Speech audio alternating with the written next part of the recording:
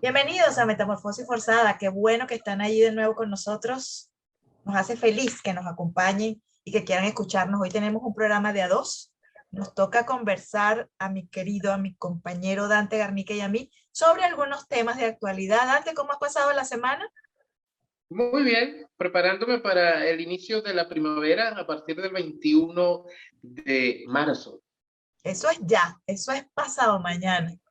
Es Lástima que correcto. aunque llega la primavera y llega con la primavera la esperanza, y bueno, no vamos a perder la esperanza en este caso, pero llega con la primavera la esperanza, eh, tenemos que comenzar hablando de un tema álgido y complicado, que es la invasión de Rusia a Ucrania, que se ha convertido ya en una guerra. Y entonces aprovecho para preguntarte a ti que estás allá en Europa, ¿cuál es la visión, cuál es la percepción que tienen de precisamente eso que está sucediendo en Rusia? Porque lo tienen más cerca que nosotros. Sí, yo sería muy aventurado ofrecer una opinión de cómo se ve aquí en Europa el asunto. Yo, como analista, como persona, les puedo compartir mi punto de vista. Y el punto de vista, lo que más me ha llamado la atención es que comparo cómo se lleva la noticia aquí en Europa, por lo menos en los medios alemanes, y cómo veo yo que se lleva la información en medios latinoamericanos. Aquí en Alemania hay una posición absolutamente en contra de la política de agresión de Rusia, y hay una posición en contra de Putin. O sea, Putin tiene todo el rechazo generalizado, al menos desde la prensa de Alemania. En cambio, que yo veo algunas, por supuesto, a través de la internet, algunos medios latinoamericanos, y no siento que hay una posición absolutamente clara en contra de lo que de lo que está ocurriendo, la posición de Rusia contra Ucrania. Eso me llama poderosamente la atención. Por ejemplo, Mira, en la escuela a la que yo acudo, mañana hay un operativo de recolección de insumos para el apoyo de Ucrania, del pueblo ucraniano. Y yo no he visto, no es que haya, o sea, no hay, probablemente por la lejanía, no tiene mucho sentido desde América Latina hacer un operativo de recolección de insumos para... Pero esa posición tajante en contra de Rusia no la siento yo en prensa latinoamericana. Tú me mira, pero corregirás es porque que tú estás del otro lado del mundo. pero es que precisamente uno de los análisis sociológicos que se está haciendo en este momento es el impacto que tiene ese falso discurso, porque es falso, el discurso de Vladimir Putin para justificar la invasión a Ucrania y lo que ese discurso está calando dentro de un continente latinoamericano. Hablemos de Sudamérica, que es el nuestro, del continente sudamericano donde el piso político es tan frágil, es tan delicado, es como una especie de lodo en la que no se sabe en qué sustentarse. O sea, políticamente es una región que está en este momento pasando por una transición difícil y quienes manejan las esferas de liderazgo están siendo réplicas de estas cosas increíbles, de estas decisiones alocadas, por no decir de otra manera, de Vladimir Putin, como por ejemplo esta misma semana bombardearon un hospital materno infantil los rusos. Y por supuesto, eso no es un objetivo de guerra. Han muerto más de 6.000 soldados rusos en 2 semanas de combate, según las estadísticas, y las madres de muchos de esos soldados, que son apenas jóvenes de 18 y 19 años que están prestando servicio militar, han plantado cara contra el régimen, señalando que no están de acuerdo con que manden a sus muchachos al frente. Pero además viene el señor Putin y amenaza con armas químicas, amenaza con armas biológicas, amenaza incluso con armas nucleares. Y en este interín miente, porque dice que esta es una decisión que se tomó para defender al pueblo ucraniano, y el pueblo ucraniano tomando las armas, gente de 70, de 80 años, para defender su patria, te confirman que ellos no están pidiendo que los defiendan de nadie, que ahí no hay ningún nazismo, que nadie ha tomado nada, sino que es una nación que quiere luchar por su sistema democrático. Entonces, es natural que se den, que existan posiciones, es decir, en los partidos de béisbol y de fútbol tenemos posiciones, en las religiones tenemos posiciones, en la política tenemos posiciones, pero más allá de las posiciones, los hechos hablan por sí solos. Sí, claro, y eso es justamente lo que a mí me llama la atención a estas alturas de la vida, ¿no? O sea, en pleno siglo XXI, en donde la inteligencia artificial es lo que probablemente vaya a sustituir a la inteligencia humana en algún momento determinado de la vida, y entonces todavía tú estás en aquellos discursos de que si sí, que si no. O sea, definitivamente lo que ha hecho Putin es una cosa que no tiene perdón de ninguna naturaleza, no tiene justificación de ninguna naturaleza a estas alturas de la vida del partido. ¿Cómo se va a justificar la posibilidad de una tercera guerra mundial por, por, por, por no se sabe qué, o sea, por una posición personalista de un tipo que está desfasado históricamente? Y que aquí yo siento en la prensa, bueno, el canciller alemán que no es ya, que es de centro izquierda, que no es ni siquiera que es de centro izquierda, podríamos compararlo con Acción Democrática Venezolana, ha manifestado posiciones absolutamente en contra de lo que está haciendo Putin.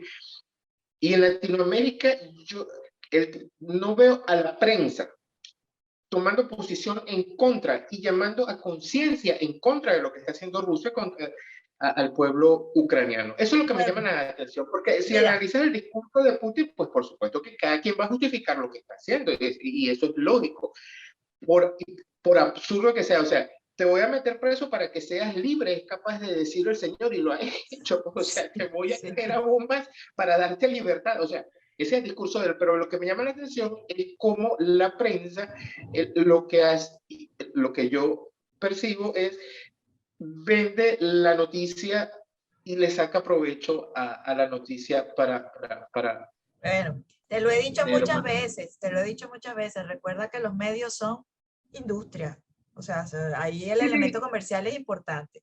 Pero volviendo al tema de la guerra, ay, qué linda tu tacita.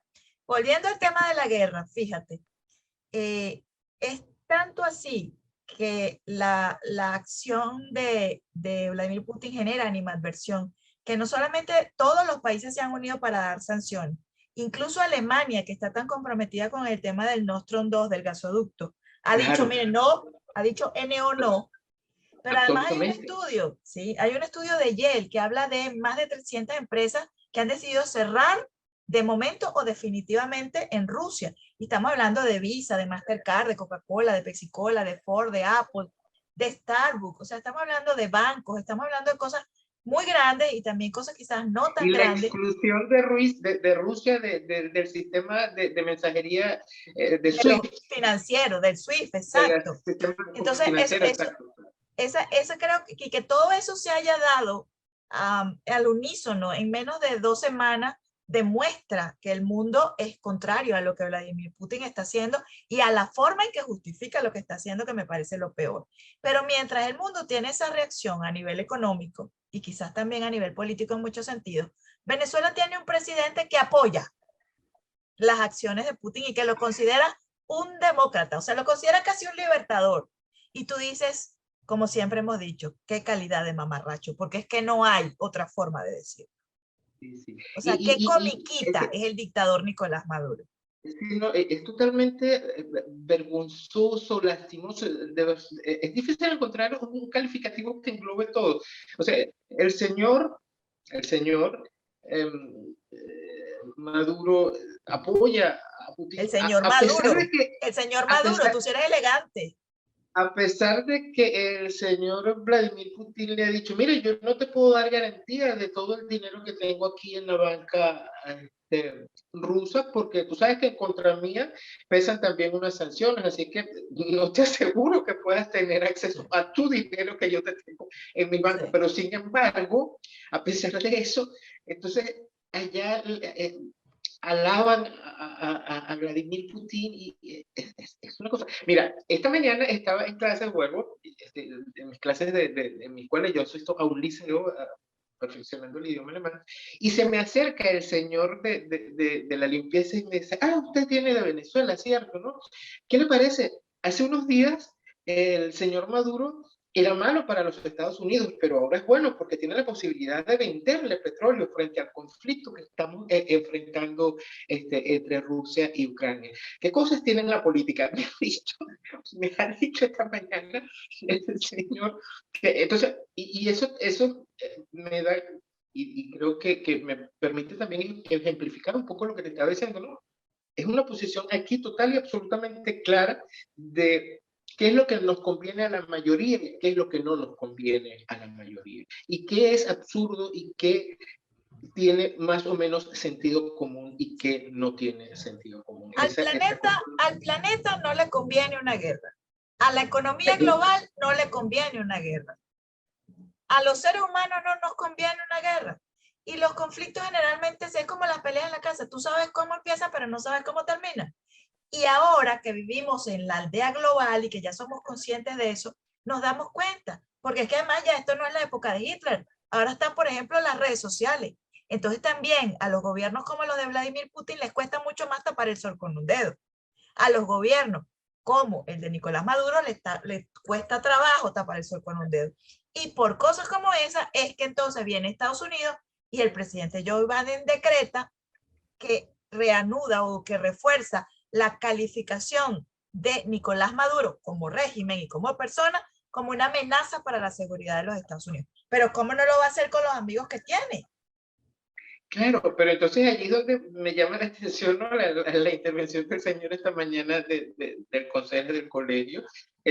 Claro, Biden al mismo tiempo que extiende el decreto que declara que el chavismo es una amenaza regional, entonces le da la posibilidad de negociar porque le dice, mira, tú tienes petróleo, a mí me conviene comprarte petróleo, y enseguida salen entonces liberados dos presos, dos de los Dos. presos Ok, políticos que pero están. también ahí hay otro elemento importante a considerar, es cuánto petróleo le puede dar Venezuela, porque además Maduro, que ellos viven en un mundo ideal paradisíaco e imaginario, y eso está más que probado, ha dicho que se van a producir más de 2 millones de barriles de petróleo. Más de 2 millones de barriles de crudo diario, de crudo diario durante todo este año 2022, cuando todo el mundo, griegos y troyanos, sabe que la infraestructura del país ni siquiera es apta para llegar a eso. O sea, no lo digo Claro, yo, dicen los economistas y los expertos en materia de petróleo.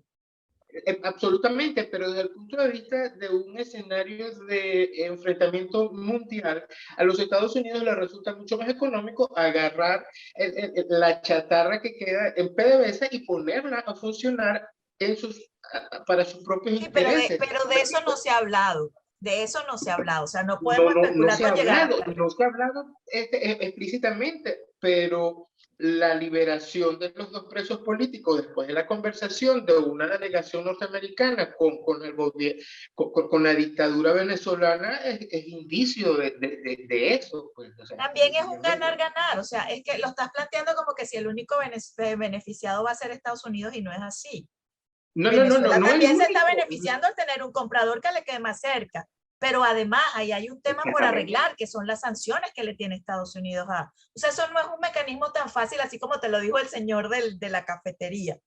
No estamos diciendo que se dé o que no se dé, sino que precisamente no es una cosa así como que, bueno, dejo de comprarle a Rusia y le compro a la bodega de enfrente. Bueno, pero No es entonces, tan ¿cómo sencillo. interpretas tú el acercamiento de la conversación de la delegación venezolana, norteamericana Lo digo porque negocios son negocios, pero para que los negocios sean lícitos hay que acomodar un montón de cosas primero. Eso es a lo que me refiero. No va a ser así tan rápido. Es más fácil invertir en la chatarra que es PDVSA, que la tengo aquí más cerca, en la posibilidad de un escenario de confrontación con Europa o con Rusia. O sea, no es que sea fácil, pero es lo que es, digamos, más negociable, es lo que es más Claro, productivo. pero sigue siendo una posibilidad, que es lo otro lo que yo digo, eso no está confirmado. Eso, y la excusa para ese No. diálogo, por cierto, y la excusa para ese diálogo, por cierto, tiene que ver con reactivar el diálogo con la oposición, el eterno diálogo con la oposición.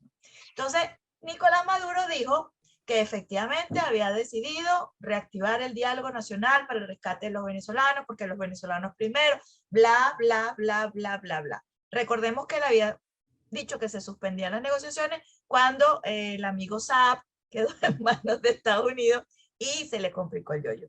Entonces él ahora ha decidido que efectivamente ha llegado el momento de tomar la batuta, reanudar el diálogo y desarrollar todas las garantías políticas para que los años venideros de los venezolanos sean prósperos, ¿no? Pero Así es. hay una perla en eso. Y la perlita es que creo que un día o un día y medio después, Diosdado Cabello, sabemos que las diferencias de ellos no son de ahorita, sino entre ellos no son de ahorita, sino que vienen de atrás, dice que eso no es así, que el presidente no ha dicho de ninguna manera que él se va a retomar el diálogo. El tipo dice, ¿quién dijo que vamos para México? ¿Quién dijo eso? ¿De dónde lo sacaron?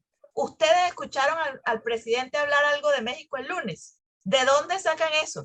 Y tú dices, Ave María Purísima. Es que son un peligro desde todo punto de vista.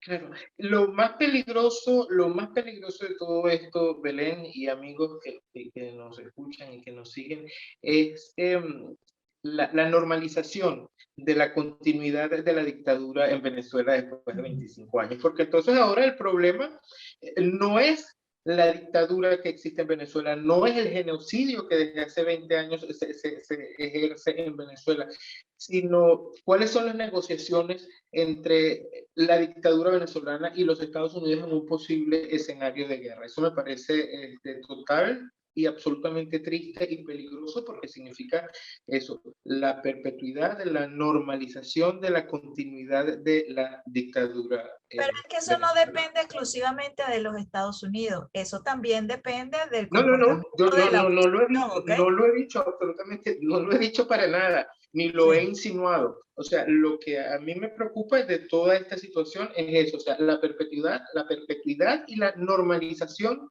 de esa continuidad de la En el año dictadura, no de quien 2020, dependa. sí, en el 2024 faltan 2 años, pero bueno, y no somos Adriana Asi ni tenemos una bolita de futuro, pero la oposición definitivamente en Venezuela está dividida. La oposición está en cierta medida descontenta. No hablo de la oposición, no de los líderes, hablo de la oposición ciudadanos, ¿ok? Con relación al presidente interino que ha durado, ¿cuánto tiempo? Un montón de Ya tiempo. lleva 19, Varios años, ok. 10 años. Sí, con un gobierno paralelo que realmente no ha llenado las expectativas de mucha gente. Entonces, con una posición dividida que podría fracturarse aún más, si para las elecciones del año 2024 esa posición no logra unificarse y no logra fijar una posición realmente contraria al gobierno, al régimen, a la dictadura de Nicolás Maduro, se corre el riesgo de perpetuarlo, quién sabe por cuánto tiempo más.